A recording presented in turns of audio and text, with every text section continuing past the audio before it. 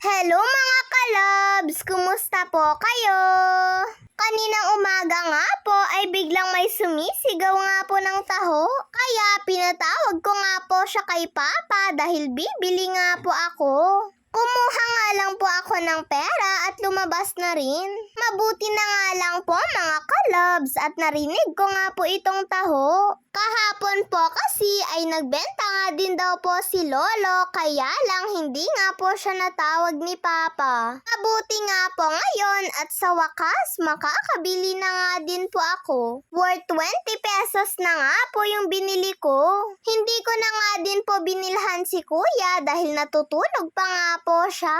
Kapag naman po kasi bumili pa ako ng para sa kanya, lalamig nga lang din po. Dahil siguradong late na nga din pong gigising si Kuya. Kaya para sa akin na nga lang po itong binili ko. Hindi naman po kasi masarap ang taho kapag malamig na. Dito ko na nga lang po pala kinain sa bahay. Hindi ko na nga din po maalala kung kailan pa nga po yung huling kain ko ng taho noon. Maski nga din po yung mga pinsan ko sa kabila ay tulog pa po kasi sila. Kapag gising nga po yung mga yun ay siguradong bibili nga po sila. Ayan nga at kumakain na nga din po si Papa ng almusal niya. Dahil may pasok po kasi si Papa ngayon. Habang kumakain po pala si Papa ay nanonood nga din po muna ako. Medyo maaga nga po akong nagising at hindi na nga din po ako makatulog. Eto nga po palang Tangled yung pinapanood ko. Napakaganda nga po ng kwento nito mga kalabs. Hindi nga po siya nakakasawang panoorin ng paulit-ulit para sa akin. At pagkatapos po palang magbihis ni Papa at mag-ayos, eto nga at aalis na nga din po siya dahil papasok na nga din po siya sa trabaho. At nung natapos na nga din po yung pinapanood ko, eto at kumakain na nga din po ako. Nauna na nga din po pala si Kuya at Mama na kumain sa akin. Busog pa po kasi ako nung kumakain sila dahil nagtaho po kasi ako Noodles na may itlog po pala etong niluto ni Mama. Tignan nyo naman po si Kuya na nasa likod ko ay sobrang busy niya nga po. Bagong luto nga lang po itong noodles ko mga kalabs. Hindi po kasi ito niluto ni Mama nung hindi pa nga po ako nagugutom. Lalamig lang daw po kasi kapag niluto niya kaagad at hindi pa ako kumakain. At kaninang tanghali ay nagluto nga po si Mama ng adobo.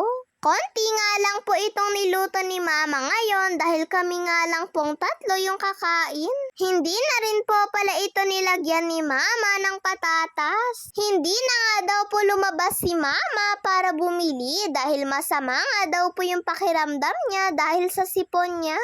At kagabi pa nga po masama ang pakiramdam ni Mama. Buong araw nga daw po ay gusto daw po sana niyang matulog, kaya lang ay hindi naman daw po siya makatulog. Paano? Nagkape daw po kasi siya kaninang umaga. At habang nanonood po pala kami dito sa bahay ay pumunta nga din po si tita dito kasama si baby.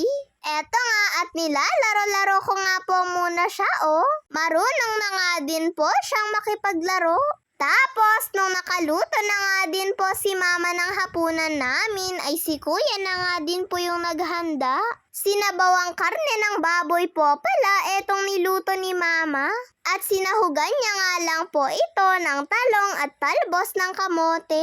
Tapos, nagpalagay pa nga po si Kuya dito ng sinigang. Gusto daw po kasi niya ng maasim-asim na sabaw. At nung nakapaghanda na nga po si Kuya, ay tinawag niya na nga din po kami para kumain na. Dinamihan ko pa nga po ng sabaw etong plato ko.